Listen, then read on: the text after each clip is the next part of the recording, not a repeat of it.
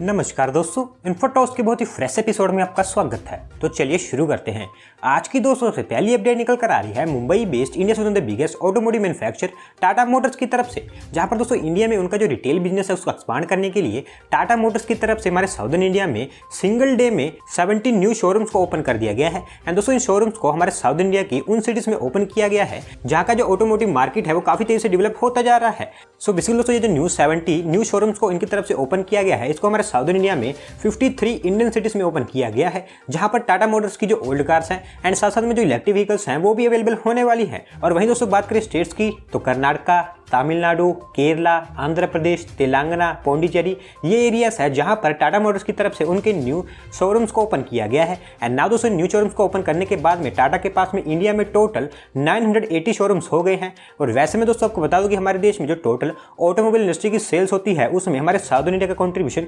28% का रहता है, जिसके चलते टाटा मोटर्स की तरफ से उनका जो बिजनेस है उसको साउदर्न इंडिया में और भी एक्सपांड कर दिया गया है। अगली दोस्तों अपडेट निकल कर आ रही है हमारी यूनियन टेरिटरी लद्दाख से, जहां पर दोस्तों यूनियन टेरिटरी लद्दाख का जो रोड नेटवर्क है उसको और भी बेहतर बनाने के लिए लद्दाख एडमिनिस्ट्रेशन ने हमारी executive force border road organisation के साथ में एक MOU साइन कर लिया है। एंड नाउ दोस्तों इस एग्रीमेंट के अकॉर्डिंग लद्दाख एडमिनिस्ट्रेशन के द्वारा हमारी बॉर्डर रोड ऑर्गेनाइजेशन को इनिशियली 7 कॉन्ट्रैक्ट्स हैंड ओवर कर दिए गए हैं। सो बेसिकली दोस्तों जैसा कि आप जानते हैं कि लद्दाख की जियोग्राफिकल कंडीशन एंड साथ साथ में बॉर्डर प्रोन एरिया होने के कारण जो लद्दाख है वो इतना ज्यादा ग्रो एंड डेवलप नहीं हो पाया है। लेकिन दोस्तों वहाँ के जो लोकल्स हैं उनके डेवलपमेंट के लिए जरूरी है कि लद्दाख का जो इंफ्रास्ट्रक्चर है उसको बेहतर किया जाए। एंड दोस्तों इसी को देखते हुए लद्दाख एडमिनिस्ट्रेशन के द्वारा उनके एरिया में जो रोड नेटवर्क है उसको बेहतर किया जाएगा एंड इसके लिए उनकी तरफ से हैवीली इन्वेस्ट किए जाने वाला है। एंड दोस्तों ये जो सभी के सभी रोड प्रोजेक्ट्स होने वाले हैं इनको लद्दाख एडमिनिस्ट्रेशन के द्वारा फास्ट ट्रैक बेसिस पर कंप्लीट किया जाएगा एंड इनके लिए पूरी की पूरी फंडिंग है उसको लद्दाख एडमिनिस्ट्रेशन के द्वारा ही प्रोवाइड किया जाएगा। और क्योंकि दोस्तों ये प्रोजेक्ट है इनको फास्ट ट्रैक बेसिस पर कंप्लीट किया जाना है,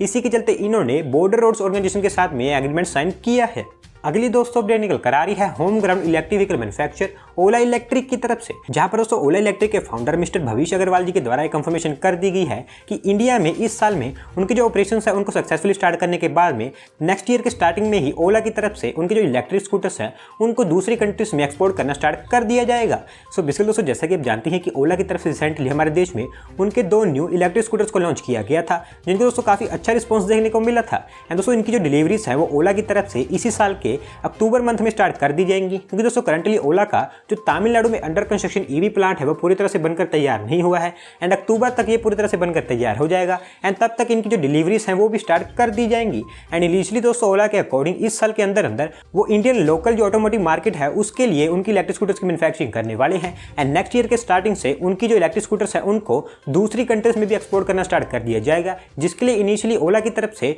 US का नाम लिया गया है। तो दोस्तों देखते हैं कि फ्यूचर में ओला की तरफ से उनके इलेक्ट्रिक स्कूटर्स को जो कि मेड इन इंडिया है उनको कहां कहां एक्सपोर्ट किया जाता है। बढ़ते हैं दोस्तों अगली अपडेट की तरफ, जो निकल कर आ रही है Mumbai based Reliance industries limited की तरफ से, जहां पर दोस्तों उनकी बाइंग एंड एक्विजिशन स्प्री को कंटिन्यू करते हुए रिलायंस इंडस्ट्रीज लिमिटेड की subsidiary company Reliance strategic business ventures की तरफ से डिसाइड किया गया है कि वो Bengaluru based computer software company strand life sciences को एक्वायर करने वाले हैं। दोस्तों इसी के चलते उन्होंने उनके साथ में एक एक्विजिशन एग्रीमेंट भी साइन कर लिया है। सो बेसिकली दोस्तों रिलायंस इंडस्ट्रीज का प्लान है कि वो उनके कस्टमर्स के लिए एक retail, offline and online market place बनाएंगे। दोस्तों इसी के चलते रिलायंस की तरफ से हमारे देश में बहुत सारे स्टार्टअप्स एंड कंपनी को एक्वायर किया जा रहा है। एंड इस तरह की सेम थिंग हमें फिर से दोबारा से देखने को मिली है, जहां पर रिलायंस इंडस्ट्रीज लिमिटेड की तरफ से इस स्ट्रैंड लाइफ साइंसेज लिमिटेड के 80.3% स्टेक एक्वायर किया जाने वाला है। एंड दोस्तों इसके लिए रिलायंस इंडस्ट्रीज लिमिटेड की तरफ से इस कंपनी को 393 करोड़ रुपीस की कैश कंसिडरेशन पे किया जाएगा, जिसके बदले में रिलायंस इंडस्ट्रीज लिमिटेड को इस कंपनी के 2,28,42,654 इक्विटी शेयर अलॉट किए जाएंगे। एंड इसके अलावा दोस्तों फर्दर मार्च 2023 में रिलायंस इंडस्ट्रीज लिमिटेड के द्वारा इस कंपनी में 160 करोड़ रुपीस की और भी ज्यादा इन्वेस्टमेंट की जाएगी, जिसके बाद में स्ट्रैंड लाइफ साइंसेज कंपनी की जो ओनरशिप है वो रिलायंस इंडस्ट्रीज लिमिटेड के अंडर में आ जाएगी।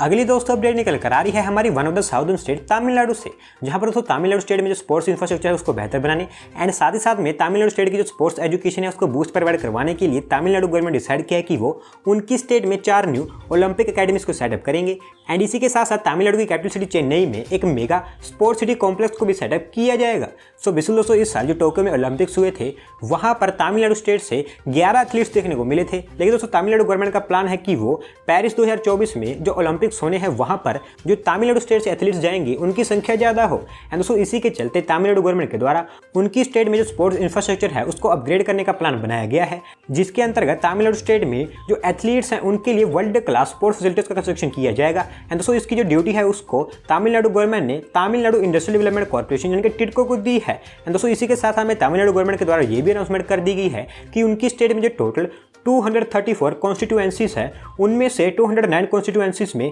हर एक में मिनी स्टेडियम को सेटअप किया जाएगा, जिसको सेटअप करने के लिए 3 करोड़ रुपये स्पेंड किए जाएंगे। और दोस्तों जो रिमेनिंग 25 कॉन्स्टिट्यूएंसीज है वहां पर पहले से ही स्टेडियम है, जिसके चलते वहां पर इन स्टेडियम्स को नहीं सेटअप किया जाएगा। और ये जो 209 मिनी स्टेडियम होने वाले हैं इनको तमिलनाडु स्टेट में फेज वाइज मैनर में सेटअप किया जाएगा। दोस्तों यहाँ पर तमिलनाडु स्टेट से काफी अच्छी अपडेट हमें देखने को मिल रही है। अगली दोस्तों अपडेट निकल कर आ रही है हमारी इंडियन रेलवेज की तरफ से, जहां पर दोस्तों हमारी इंडियन रेलवेज के जो पैसेंजर्स हैं उनको better and best in class travelling experience provide करवाने के लिए हमारी Indian railways station development corporation यानी कि IRSTC ने डिसाइड किया है कि वो हमारी इंडियन रेलवेज के कुछ बड़े रेलवे स्टेशन पर रेल आर्केड को सेटअप करेंगे। दोस्तों इसके अंतर्गत initially Chandigarh railway station and KSR Bengaluru railway station पर इन रेल आर्केड को सेटअप करने के लिए जो बिड्स हैं वो भी इन्वाइट कर दी गई हैं। सो बेसिकली दोस्तों सबसे पहले मैं आपको बता दूं कि जो रेल आर्केड होने वाले हैं ये एक मिनी सिटी सेंटर होने वाले हैं, जहां पर food and beverages, entertainment, leisure and retail like facilities का कंस्ट्रक्शन किया जाएगा। और वैसे दोस्तों इनिशियली इसके लिए हमारी Indian railway station development corporation के द्वारा हमारे देश में